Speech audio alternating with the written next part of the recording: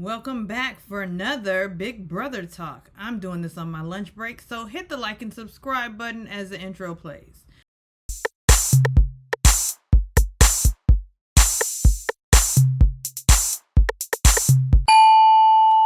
All right, everybody knows by now, Tucker used the power of veto on Quinn, and who did he put up? Chelsie. Yes, he put up Chelsie in place. So now you have three people of color on the block. We have Chelsie, Brooklyn, and Cam on the block. Cam is a non-factor because is Cam even in the house? Bruh, man, upstairs, 5th floor. I swear to you, it doesn't seem like Cam is in the house anymore since he and Leah aren't canoodling and they're not capturing that. It seems like he's not on the house. However, Brooklyn is kind of heated with Tucker and Tucker's heated with Brooklyn. They have a discussion.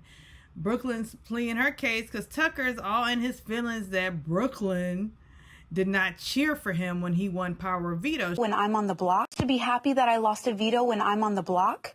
Not this one, the last one. And the ones before. Every one I've won. Because I'm playing in them. I want to freaking win something. I'm a competitor at heart. I know, but at the same time, there's Cam and other people. Cedric can be happy that I've done it. There's a difference. There's a difference. Maybe they're better at faking it than I am. I don't like to lose. I haven't won a thing in this house, and I have been targeted for an all-girl alliance that never existed, that I never wanted, still don't want. No, it wasn't an all-girl alliance, but Kenny told me shit about that. Cedric has told me some things. Quinn What has told me alliance? things. It was the whole collective, but they didn't know if it was all girls or not. He just knew that there was a big thing and there was people in Joseph charge. told me today he told you that he started it and that I was never supposed to be in I told him everything about. I named every single. And did he tell you that I was never supposed to be in it, or did he leave that part out? He did, and then also you ended up. I ended up doing what? Over. You guys took over. We met one time. In my mind, that's what happened. Okay. I'm again just observing Wonderful. from my standpoints.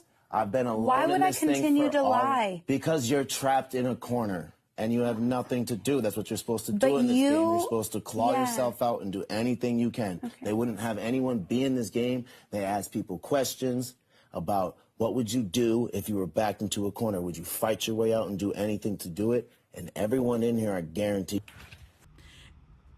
I mean, really, why would I cheer for you? Why? And Tucker is playing a full ego game. And then he goes back to Rabina and relays the conversation. Am I the bad person? When I was just trying to do that, I was like, if you were going to save her, you would have, if you were in the final two with her and you really liked her, you would have fucking thrown her a bone. Why would I do that when I'm being told the whole house is going to flip? I was the one that told her that the house is going to flip. I was like, yeah, to cover your ass. And like, I'm just sitting there talking to her like this, and she's fucking yelling. And I'm like, yo, if we're not going to fucking have a conversation. If we're not, and I'm like, if this is just gonna be an argument back and forth about shit that I've already said, and I said that I don't care about anybody's word, then I'm done. She's like, I don't think we're having an argument. I think we're having a conversation between two people where I'm telling my stuff and you're listening, and then you're telling your stuff and I'm listening. And I'm like, oh, I can imagine. Don't you notice how your voice just went down 7 notches just now? And then I'm like, and then I go see you talk to Angela. But what? I'm not. You're telling me now that I can't go talk? I'm supposed to just sit in here and cry? I'm like, no. I'm just saying things that I've observed, and then people react how they want to react. Tucker, you are such an egomaniac, and you're saying that Brooklyn was yelling. Tucker, you're always yelling.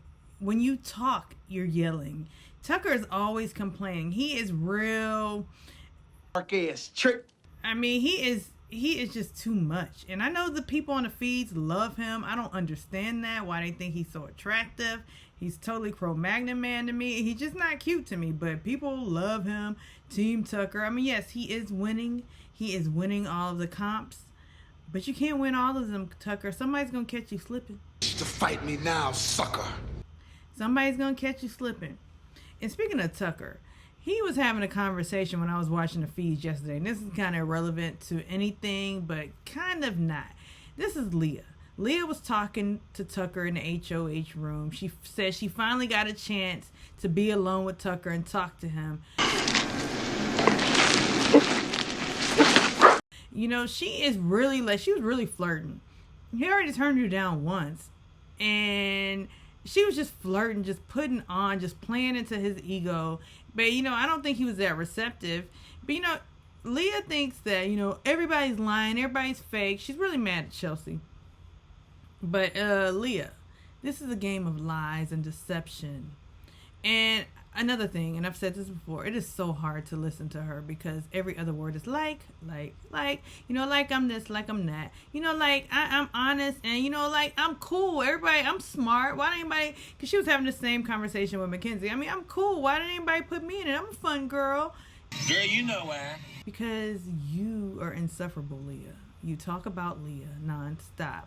Your head's really not in the game. You're just mad because people are leaving you out. But what strategy do you have to offer to the game, Leah? But so then Leah and Chelsie go on to have a one-on-one. Chelsea's kind of airing it out to her. He tried to do a final thing with Mackenzie and Tucker, and then he started this 8-person alliance. So that was my frustration. It's like I felt like I got heat for protecting protecting an alliance that he started when all along, you know, I was the one in the limelight. So that just sucks. That was the sad part about it. Very, very sad part. And I've turned down final threes, and I have never made that is one thing I can say. I have not started not one alliance or made not one promise to say, let's go to the final two with anybody in this house. Or like apologizing for leaving her out. And, you know, it wasn't deliberate. I didn't even know. I wouldn't even be apologizing to Leah. Y'all don't even like Leah. Forget Leah. I wish Leah would go. Just because. However, I do believe that if Chelsie doesn't win that AI arena, Chelsea's out of here. You know why? Because Chelsie is the most strategic. She gets the game, and she's social and well-liked, but is a threat, and she's won a competition. Brooklyn has not. Although I know Brooklyn is annoying to a lot of them. So, but Chelsie better win. Chelsie against Cam, she'll probably get voted out. Chelsie against Brooklyn, I'm on the fence, but Chelsie needs to win that AI arena. Anyhow, I just wanted to drop in because I got to get something to eat before I have to get back on this call. All right, like and subscribe.